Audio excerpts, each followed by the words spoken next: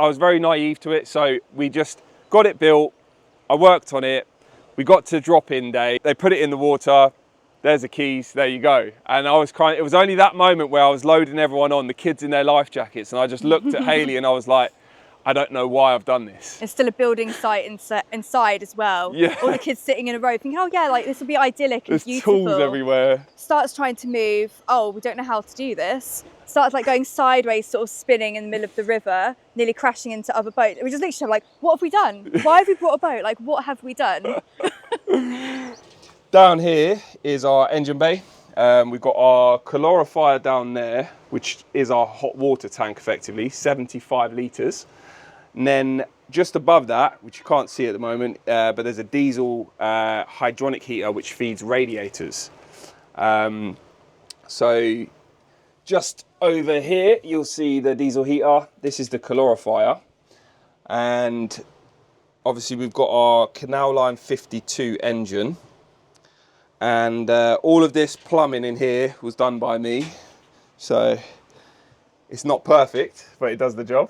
That's most important. This is it.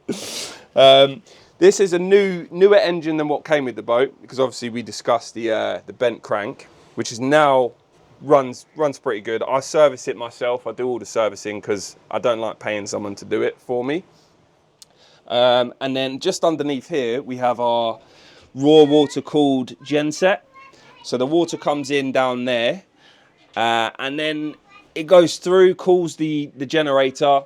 It gets spat into here with the exhaust gases and the water, and then it separates the water and the exhaust gases. So the exhaust gases will come out the side of the boat and the water will come out underneath the boat. Yeah. So it's pretty much at night time whisper quiet. So I can stand probably 5 meters that way or that way and you won't hear the generators running, which is really handy when you're in cities or built up areas with houses, because then you can still run your engine, your generator to get power, but you're not annoying anyone.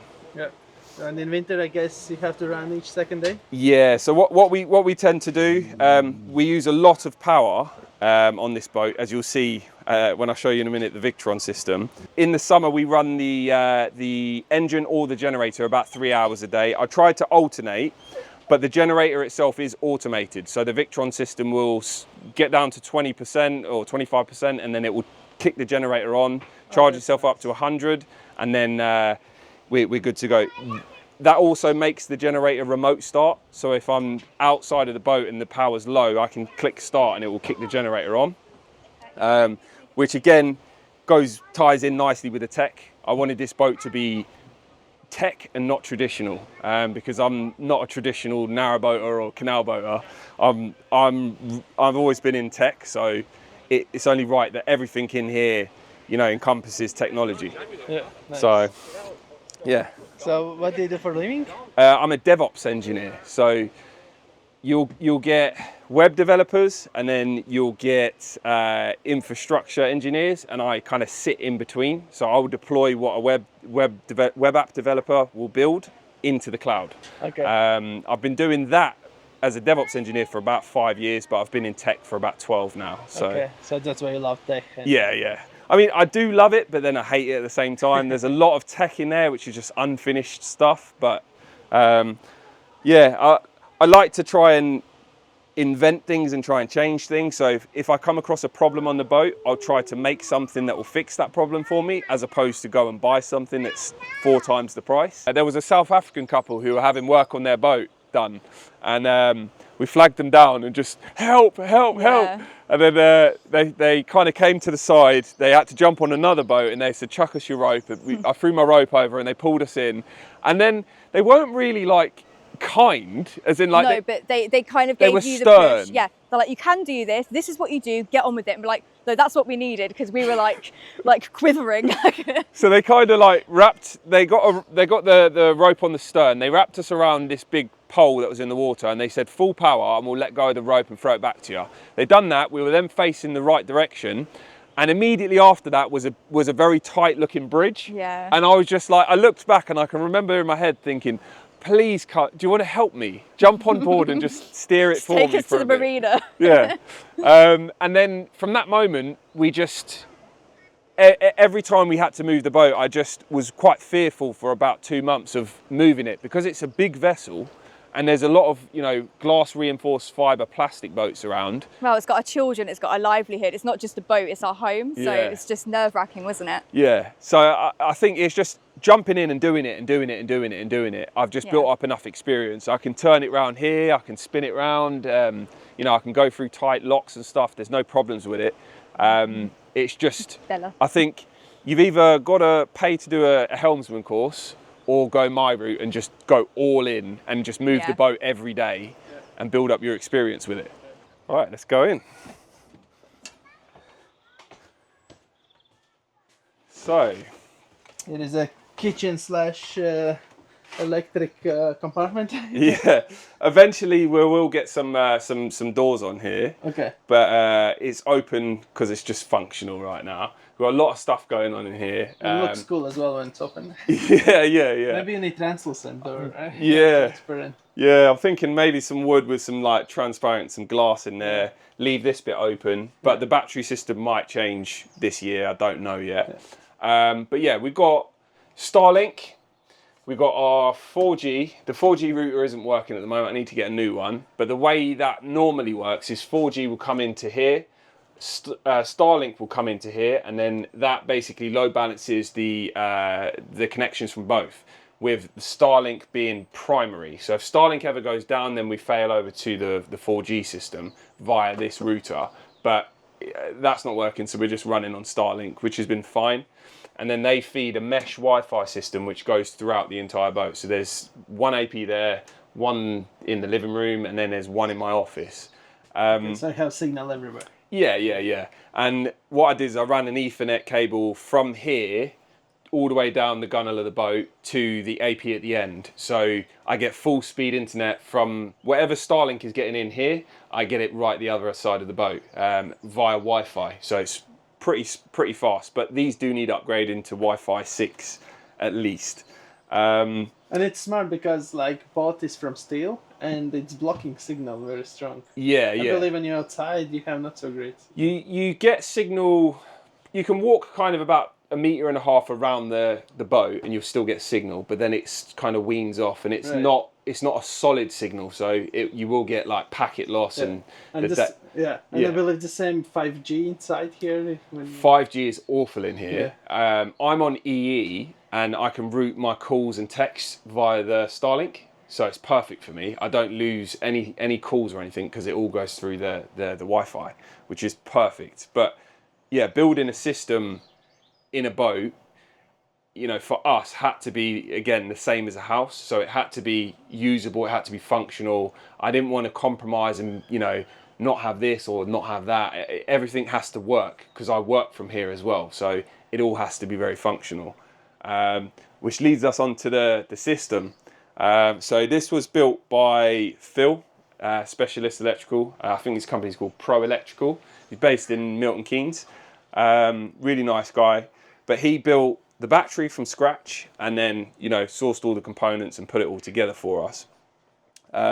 It's a 12-volt system, so we effectively have a 300 VA inverter, 12-volt. We've got the Serbo GX and then the touchscreen for the Serbo. We have a 150-volt, 100-amp solar charger, which is connected to 2 series of panels, which are 3 on each one. And right now we're not actually getting great in, but we're at 100%. So whatever we're using, it's just floating straight to those devices on AC now. But if I turned on the kettle, I think it will go up. Yeah, so solar, so it's gone up to 1 kilowatt there on the AC load, and the solar's now trying to compensate for that. The battery system is a 560 amp hour lithium battery system. When we were first looking at building a boat and how we could do it, we looked at wet acid, we looked at carbon batteries, we looked at every type of battery you could think of, and there's pros and cons for each one, but lithium seemed like the one for us. You know, they're fast to charge, they hold their charge, you get a lot of cycles out of them, And for us, we just wanted something we could put in and forget about. Yeah, and you use full capacity. Yeah. You can. That's the key thing. Like the depth of discharge on those batteries is just crazy. You can go right the way down and then safely right the way back It goes up. below than promised, actually, than they say. Yeah. I tested mine out, and it goes below the 11 point something, Yeah. and goes even deeper Yeah. down. Like, I have 280 amps each battery, but I discharge it like more than 300 amps. Like, Jeez. you really going crazy.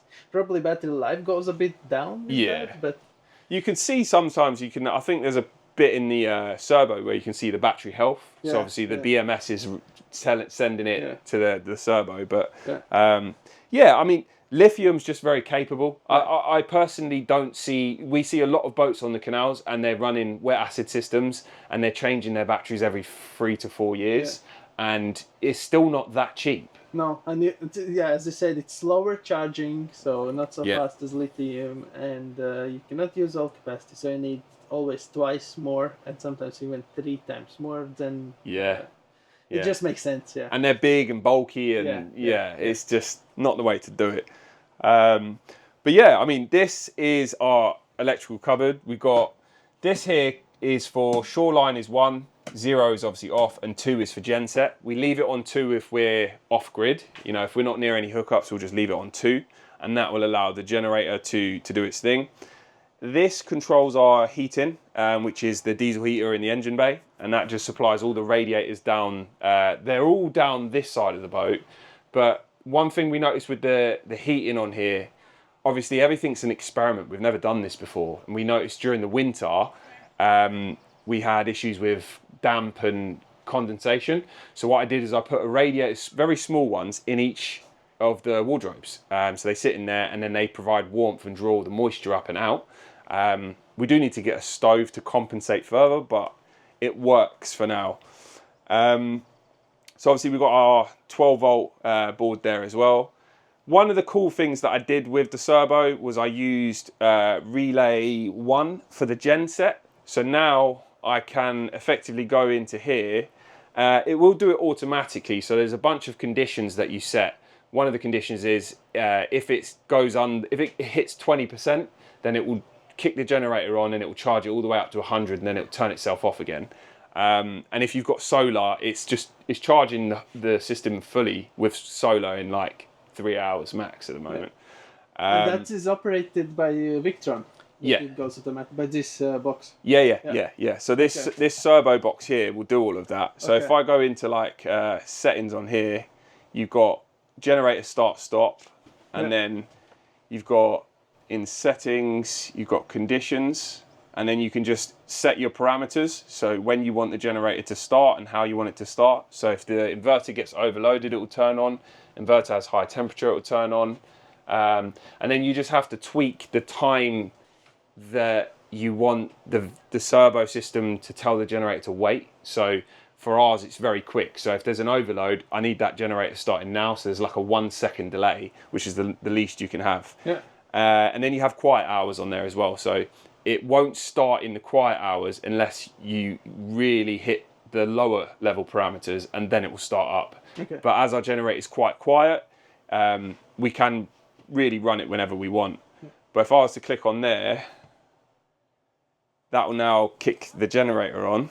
So you can see that it does a little click, and then the generator will come on, and now you can see starts flashing. Hopefully it starts up and doesn't embarrass me. There we go. So the generator is now started up, and as it's on manual mode, it will just stay on. But in a second, the inverter it's just doing its checks for, incoming power supply. In a second, it will click, and then we'll get a shoreline power. There you go. So now it's starting to provide power to the boat. We're not using much at the moment. Our AC loads are between 100 watts and 200 watts. So the generator's just got no load to provide really. Yeah. But having it run in that fashion is so beneficial, because in winter, the main problem we were finding is if the kids had like a club in the morning, we'd have to make sure it was later in the morning so we could charge the boat. So we'd have to get up early, charge the boat up. We don't want to run down the batteries too far. But with this system, when it's working and it's working okay, starts up, does its thing, and we can leave, you know. So basically, it's Victron system, and only what you have to get is a generator that has a electrical starter that it starts itself. And Yeah. Even if it doesn't have the function itself, you can just wire it into, you know, the starter motor, the fuel pump.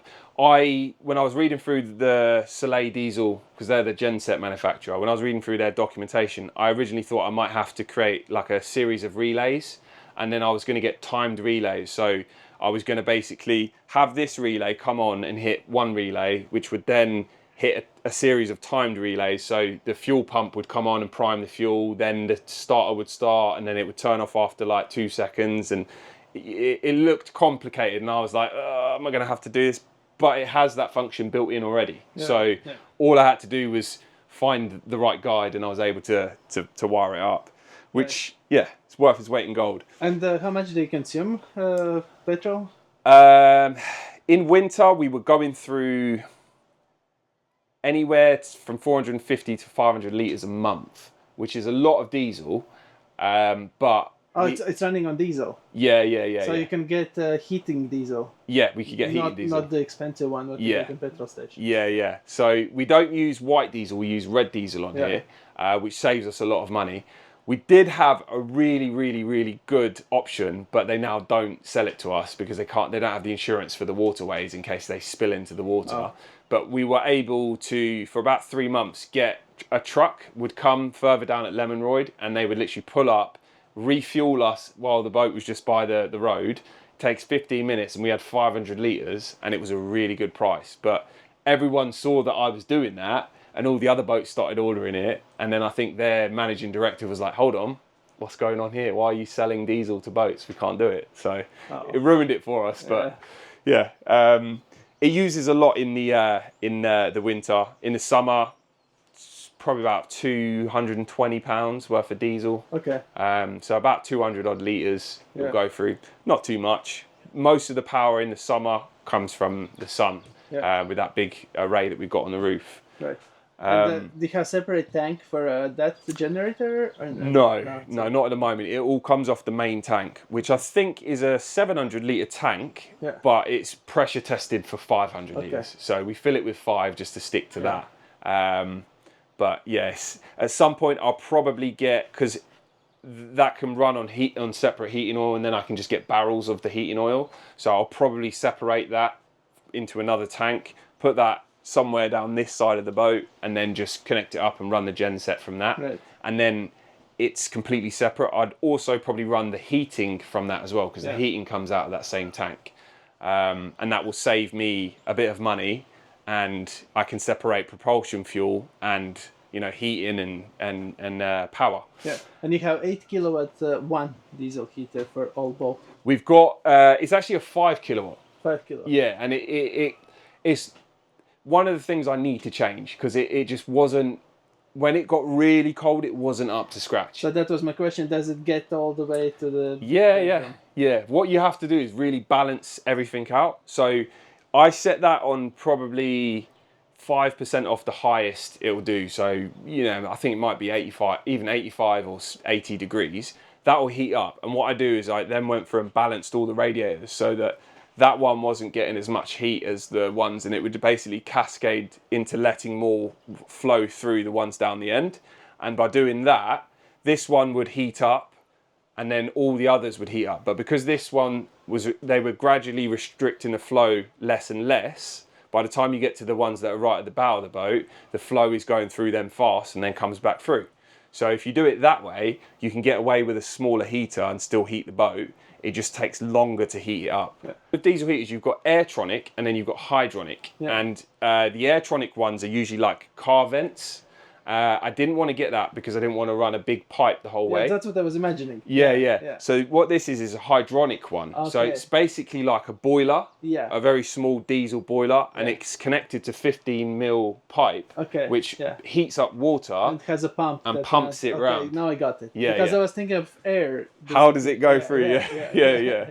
Okay, now it makes sense. So you basically could make as well a heated floor is the system. And Yeah, we've got all the underpinnings for a better system. So what I plan to do is change that one for something like a 12 kilowatt system, and then I'm going to tear up the floor in each room. So probably in the living room, in the kids' bedroom, in the bathroom, and in our bedroom, I'll tear it up and run a underfloor heating through, and then run that on a manifold, probably somewhere down there where it's tucked away. And the moisture is gone and all problems are gone and you have always warm floor. This is it. Perfect. My plan is to get some underfloor heating and then have that running automated in the morning, so it comes on and heats the boat up in the morning, and then in the evening we're going to have a stove fitted. So this is kind of, a lot of the stuff in here is just for now. We've got so many plans to change stuff. The TV eventually I think might go on a bracket which will effectively keep it up here. Yeah. And then it will swing it down when we want to use it. Yeah. And then we'll put a stove where the TV is and run the flue straight out the I roof. wanted to say it's the first boat I'm on that doesn't have stove. Yeah. It's usually like a vibe if you have a boat, you must. We were told get a stove, but like everything towards the end of actually putting this boat together was so tight budget wise. I was just like, I just not gonna, my primary focus was all the power side of stuff, Right. and like the generator, we weren't even supposed to have that, but it was offered to me at such a price that I just couldn't turn it away. I was like, I have to have this generator. So I just went and put the last bit of the budget into that, got that, and it's paid off, because I'd rather have the ability to just, not have to even go outside and crank my engine on a rainy or a cold day or a Right. snowy day. You can just turn that, just if I need to, I can come in here and push that, or I can go on my phone and push it, and it, gives me power. So it's perfect in that sense. And you didn't consider to park somewhere? We did Marina for, what was it? 2 weeks. 2 weeks. It wasn't actually planned that way, but we had engine problems, even though it's a brand new engine. But it was kind of good that happened, because it gave us time to sort the boat out, get the kids adjusted to being on water as well. So it was kind of needed, really, wasn't it? Yeah. What being a brand new boat, you kind of expect everything to be working perfectly. Yeah. And when we first got it dropped in, we moved it fine, didn't we? We had no problems. It was a 3-hour cruise to where we were going to go and stay in a marina for for 1 week. Yeah, it was 1 week. And it turned into 2 or 3 weeks, because the electrician came out to wire up the genset, and then he did something with the alternator, and then he realised we had a bent crank, and that was a bent crank from factory. So literally the crank was just wobbling like that. We contacted the manufacturer. They got the warranty company out to come out and look at it, assessed it, and then it was quick. It was a turnaround of about a week and a half. Yeah. And they it was literally fast. got us to move in the same marina to the boatyard, pulled the old one out, put the new engine in. So one of the other problems you get on canals is you get your supply. So there's a water point actually directly over there, just to the right of that little bin shed. And they're not always in the cleanest of areas, they're not always in the nicest of areas. And we're quite funny with water and where we get it from and what we drink. We went through a stage of drinking bottled water, but you get a lot of microplastics and things in it. So I looked at building a system that would enable us to get clean water. And this system here is a reverse osmosis system. Okay. I haven't built it all myself, but I've sourced it. And, a lot of people get water to systems. But with this system, it will basically take the water from our tank. It runs it through a ram pump that goes through 3 filters. And it's a 6-stage system in total. It then runs it through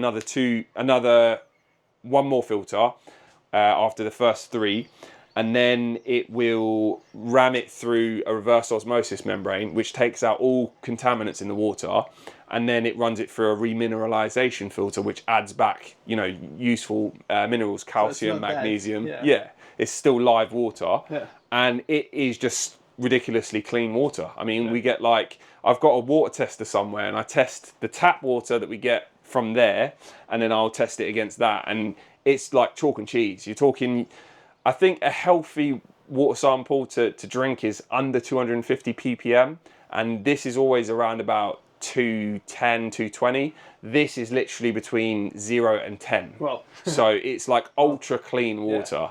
Yeah. we'd never, before moving on boat, we were never conscious about that stuff. But now it's But like, it's the same in many apartment buildings. Yeah. People just don't think of that. it's the pipes and things, Yeah. you know, old Yeah. lead pipes, Yeah. leaching stuff into the water. Decades. Yeah, Yeah. it's just no good. I did start. I told you I was a bit of a mad scientist with the way I like to build stuff. So I did start another project, which does work, and we have used it. And you'll see a series of filters underneath here, and a pump, and I think it's 9 stages in total. It looks like a bit Frankenstein at the moment, but what it effectively allows us to do is drop a hose into the river, Right. and take water from the river, run it through all the filters. It filters out heavy metals, pesticides, hormones, all of the nasty stuff in your water. And it doesn't give us drinking quality water from that, because obviously we have that system. But it gives us the ability, if we're in the middle of nowhere and we don't want to move, we can fill up 100 litres, 200 litres of water direct from what we're sitting in, the river or canal. And we have used that before when we were snowed in, and then the entire river iced up, and then the tap iced up, and we were down at Lemonroyd, and the tap was like 5 meters from the boat, but it was frozen. So I just cracked the ice, dropped the pipe in there, turned the pump on, and I was able to fill the tank up with this system. Nice. And how fast it goes? Did you see? It does about 3 to 4 liters a minute. So Okay. it's not ultra quick, Yeah. but it's enough that, like, if I needed shower water or I need to run the washing machine, I can run it for an hour and I can replenish that water back. So on a day-to-day usage, it's the way to go, is to build something like this. And you built the system by yourself, just researching which filters you need. and Yeah, else. I used a lot of AI tools Yeah. to tell me what order the filters needed to be in, because obviously some contaminants will get through some filters, and then you need to have them in the right order. So every filter in there is in its order from a lot of research. This one needs to be there, this one needs to be there, and it will filter everything out in the correct stages. And I did test it, and it came out, bear in mind it was river water, it came out near on the same quality as tap water. Okay. So it does its job. Yeah. The one thing I've burnt through like 2 or 3 pumps, because a lot of the pumps aren't continuously rated. Yeah, because it's stopping each filter stops the pressure, and you Yeah. have how many? You say it's 6, So no, there's 9, I think. 9 filters. Yeah. That's the pump is just super hot, Just- I believe. It's having to really keep pumping. But then, like you say, it fills up a filter, stops, fills up a filter, stops. That pump is the best one I've found so far. It's a Seaflow one, but it's Yeah. continuously rated. So it can just run Yeah. for 24 hours straight, and it won't burn out. Did you try Lily? No, I haven't tried them. And Lily. yeah. I'll have to have a look at Yeah. their pumps. After this one. Yeah. This one will go at some Or point. maybe you just should go for a normal socket one, the more powerful ones. Yeah. From AC. The only thing is, I looked at, so centrifugal pumps Yeah. are not advisable for this Okay, that's use some- case. So they do have self-priming ones that pull up, but for the use case of what I'm doing, I'm ramming it through filters. It's the AI, 2 different AI said you're better off going with a diaphragm pump. Okay. Because I can't remember the specific reasons, but because of the way it's being forced through so many filters, it would do a better job than a centrifugal. But I did think of that. Maybe I could use one of those. Yeah. But Yeah. yeah. That's cool. Yeah, that you built yourself. You didn't consider to buy. No. I mean, I said it earlier, I think, but what I'll do is I'll phone up a tradesman, Yeah, and I'll be do it like, yourself. how much for this? And then Yeah. they'll give me a price, and then that price is effectively motivation for me to go and build it. Yeah, I believe it's like $5,000. Yeah. 4,400. Yeah. But it was supposed to come with effectively what that does, and then what that does, Yeah. for 4,400. And all in, that cost me about £350. Wow. And that cost me £150. Wow. So it's just like, Yeah. if you put the knowledge in, 10 most times. of it's just going to be labour. Yeah. Like, and if you, I looked at it like, okay, I sourced all the parts. If it costs me £1,000, I could do that 4.5 times before I reach his price. Yeah. So I was like, I'll just do it myself. I'll just work it out myself. I can afford to mess up. Yeah. Because otherwise I'd have to spend 4,500 anyway. There's a Morse control on there which does the forward and reverse gears, and they didn't connect the flyby cable, I think it's called, to the engine. They didn't bolt it down. So I came out of a lock after having this nice new engine fitted, put it in reverse so that I could slow the boat down, and it just went forward. And then I was like, okay, is the gear stuck? Went back to neutral, back to reverse, and it just carried on going forward. I was like, this is not right. So what's going on here? So I turned it off while we were moving, turned it back on, and then I put it in hard reverse, but it was just hard forward. And we ended up banking against a tree with a weir to the right of us. Yeah. I turned the engine off because the boat was kind of held in place by the rush of the water. We phoned up the engineer and I just said, help me fix this. And he was on video call and he's like, oh, it's this bit here, it's not tightened down. And I tightened it down, and then when I restarted the engine, I had control again. But Luckily the tree wasn't cleared and it was just got us jammed. So safe. You were setting the lock, weren't you? Yeah, I didn't know what was going on. I was like, why is he going backwards? Like the weir's literally there. And I was like, oh God, okay. I didn't have my phone on me or anything. So I was like running around trying to find someone for help. So my baby's on the boat. Like, yeah, stressful. That was a scary moment. Yeah. One. How many liters do you have the water tank? Water, I think it's 600 litres. Okay. And that lasts us about 10 to 12 days. Yeah. But with 3 growing children, it's getting less and less and less. And a full-size bathtub. Yeah. What we need to do is another upgrade this year is get a second calorifier and run them in series, and then would have at any given time 150 litres of hot water. Yeah. So I'm going to get a horizontal 75 litre one and put that on this side but closer to this end of the boat. And then at any given time we can heat up 150 litres of hot water. Our tank's got 600 litres. If I can automate that, I can probably automate it in a way where I have a float sensor in the water tank that when the sensor detects that the water level is low, it will then begin to replenish itself if we're in a mooring. Yeah, but it's working while engine is running, so it means you have to start generator or engine to preheat that. So to heat the water, we've got 3 ways we can heat it. You can do it with diesel heater. I can diesel heater goes through 1 coil, which would be the same on the second calorifier. It'll run through 1, come out of there and go straight into the next one. The engine will do the same, go in 1, come out and go into the other. And there's immersion heaters on both. So this one here, this boost button, is an immersion heater. So I can press that and it will turn it on for half an hour, or 2 hours. What I'm going to do is replace that with a smart one that I can link to Home Assistant, and then I want to see if I can expose the API of the servo system, and if I can, I might be able to get Home Assistant to be able to check the power on the servo and then only turn that on in the morning if the power is at a certain level, so I don't then drain it out to an unacceptable level. But it's like, I don't know if I'll be able to get the API of this device. I might be able to. Yeah. If I can, then that will make my life a lot easier. Right. Cool. And how much at the end with all these systems and everything else cost was? The electrical system with the generator, I think all in was 23.5, which is not too bad. Fair price. Yeah, the carpentry, so all of the walls and the bulkheads and stuff, that was about 7.5 to memory. Yeah. But did you just hire that carpenter, or you were around, you were helping? How did it? I helped him a little bit. I mean, he did a lot of the work, but there was I was there every day, so I was there if he needed help to lift boards or whatever. Right. But I went and got quotes from a few companies for carpentry, and they were like, "Oh, we'll do this job in 2 weeks. We'll get it done. We have a team of 4 of us. This, that, and there was no life to them. It was just money, and you're building what effectively is our dream. So it's like, I need some enthusiasm to it. I don't want you to be screaming about it, but I want you to be like,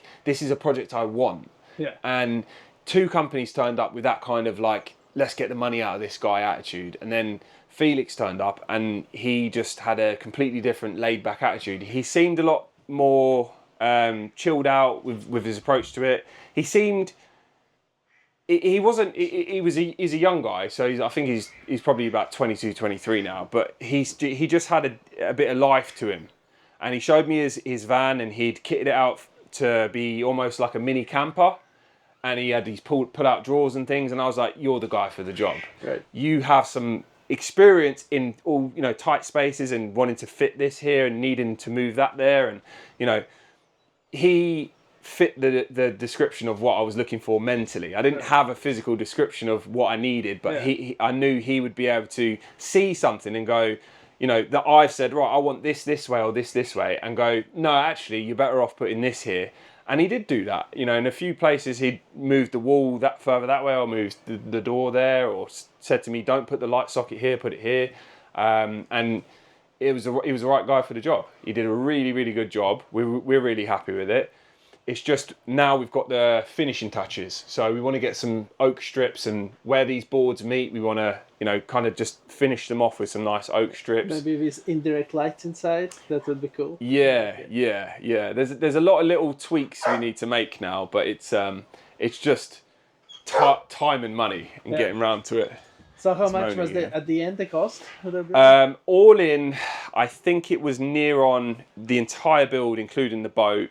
I think we'd be looking at about 110 to 120 off the top of my head. That's a good price. Yeah. But because the bolt itself, the steel was expensive, I believe. Yeah, I mean, this was 71.5 for the entire shell and everything in it. Yeah. And that was a nerve-wracking process going through that. And you're seeing this, we saw it from a flat, you know, steel sheet just to start to be built up and start to take shape. And I remember I walked on and I was just like, what is this? This is going to be our home. And it was just an empty shell, and you could see all the way down, and your voice echoed. And I was just like, I couldn't, when I stepped on it first, I looked at it and I thought, I don't know if we have enough room. But then when you start to map out everything on the floor, you realise, no, we do have room. Yeah. We do have a lot of room on here. Yeah. And how long did it take to build the shell itself and then the rest? That was unbelievably fast. That was like 3 months max. Oh wow! They welded it in 3 months. Yeah, Nice. Put it all together in literally 3.5 months, and we had our complete. Is there like a queue you have to sign up before they start to build it? No. So what you usually have to do is book a slot. Yeah. So you book a build slot, and your build slot will probably be like 6 months to 9 months in the future. Right. And then when your slot comes along, you know, pay your deposit, and then they begin building the boat. But it's like the speed at which you get through the stages is just insane. Yeah. You know, we went to Liverpool where it was being built, and we saw like stage 1, and then another stage, and then another stage, and by the end stage, I was just like, man, this is just come together so well. Yeah. You know, seeing it without even primer or blacking on, and it's just bare steel, and you're just like, it's just huge. Yeah.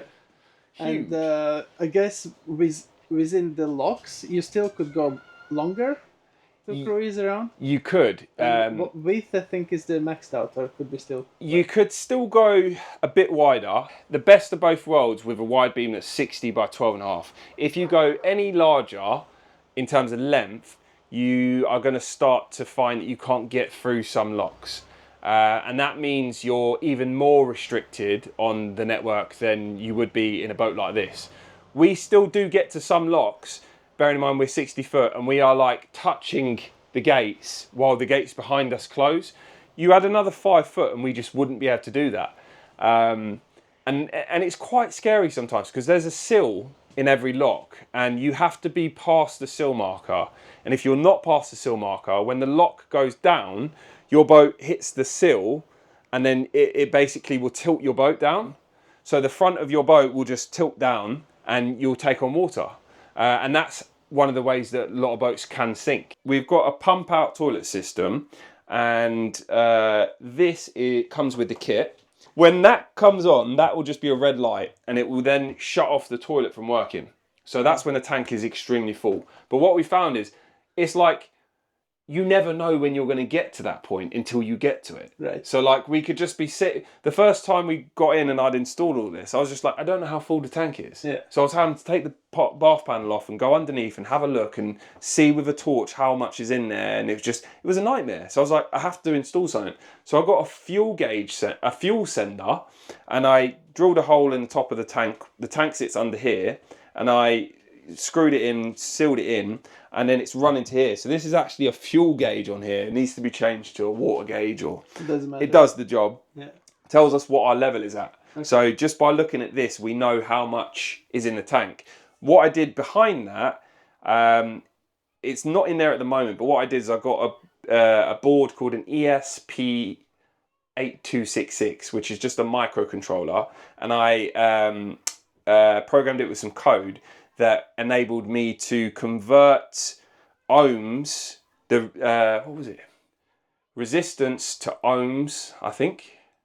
I can't remember the calculation it did. Yeah. But basically what I spent hours and hours on it, but what it enabled me to do was go onto my phone and I could visit the microcontroller and I could see the level on there. Okay. And that enabled me to then feed that into Home Assistant, which would then give me a reading in Home Assistant. So I'm currently building Home Assistant. It's nowhere near complete yet. In fact, it's actually turned off at the moment.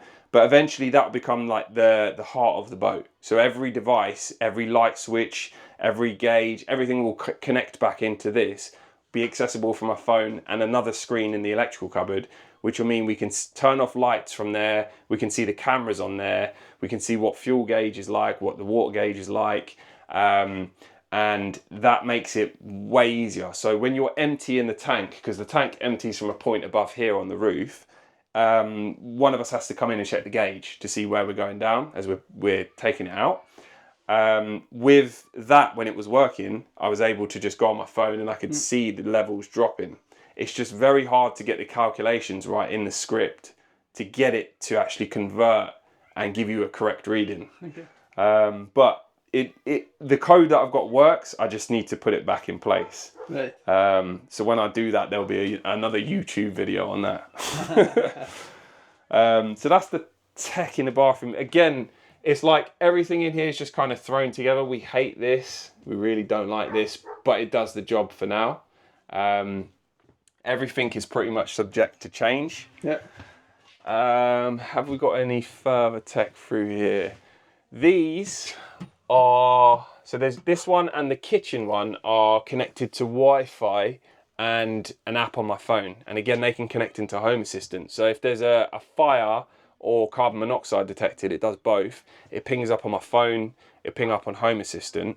And then you can see past history of any alarms or alerts through the app on there. That's so pretty cool. It's quite a cool one to have, because if you ever get a fire and you're not there, you're going to know about it. Not that you'd be able to do much, but just knowing before it's a huge problem, even if it's just a small one. Knowing that everything is fine as well, it's great. Yeah, just having Good peace of feeling. mind. Yeah. This is the office space, and it's basically the spares and repairs. So I've got paints, I've got spray foam, I've got the Hoover in here now, all my tech stuff. This is where I work from on a day-to-day. So as I was saying earlier, there's an Ethernet which brings the network down into here and then allows me to have full speed Wi-Fi down here, but also network, so I can plug in a switch and I can get literally full speed on Ethernet. And a bit of gaming as well, although I don't really have much time for gaming with the kids now, because it's just... But eventually my plan in here will be to have a small, just probably a tablet on some kind of holder that will do my CCTV, and then get that holder multiple times so I can have it maybe in the bedroom, in here, in the living room, and I can just magnet the tablet onto there, and that'll do CCTV and Home Assistant, and I can just take the screen with me wherever I am on the boat rather than having multiple screens throughout. This is our video editing area. So we've got a big old Google server there, and that's mainly for storage. I've got 2 NASs which deal with processing videos, and it's just trying to make everything work and make everything fit. And it was this kit that made me realise I needed a 48-volt battery system with more capacity than what I currently have. So when I build that system, I'll build it in mind with probably double or triple the power capacity I have now. That will mean an upgraded generator, probably will be an upgraded inverter, and all upgraded electrical cabinet. I'm planning on doing that myself. So I'm going to be hopefully studying within the next few months, starting to study to become an electrician. I don't want to do it as a career, but I want to do it to have the understanding and the competency to sign my own work off. Okay. So that's my next step, is to try and do that, because Okay. I'm qualified plumber to NVQ level 2, but I don't use it. I only use it when I have to do stuff like this. I think with the electric system, I like the underpinning knowledge. So, you know, the Ohm's law, and I like learning and taking something in. So when I do learn something, I'll dive in 110%. And that's why I thought I'll just do the course. Yeah. I don't want to, you know, go out and start installing car charging systems for people's houses and stuff as they were trying to sell it to me. But all I want to do is be fully competent in my own work. Okay. So that will be my next step. And the boat is very high. So what is the 220? Or the highest point? So I'm 6'7". Yeah. So I mean, it's, don't know what's above me. I'm probably about a foot, less than just under a foot. So it's probably about 7'7". I'd say, somewhere in that sort of region. Yeah. And on the edges, I can still stand on the edges. So so that was the key. that was the main thing for me. Even the doorways on a lot of the narrow boats, they would be like that. So you're trying to squeeze through. We went to the NEC boat show and we looked on some narrow boats. And as I was walking through, I was like, I looked at the boat on the outside. I was like, I could live on that. And then I stepped in and I was like, I physically can't, because I'm literally like that the whole way down the corridor. And then if I've got kids running up and down me as well, it's just impossible. Right. But this gives us the best of both worlds. I can stand wherever I want in the boat. That's important. Yeah, and you know, we've got enough room. Sometimes not enough room, you know, but you could always do with a little bit more space. Yeah. Yeah, but yeah. All right. Thanks for showing you around. Yeah. Thanks for coming. All right. Thanks for watching. The full tour you can watch on the second video. So there is more like a tour and less the gigging part. And the links from guys I will leave in the description below, and see you the next one. Cheers.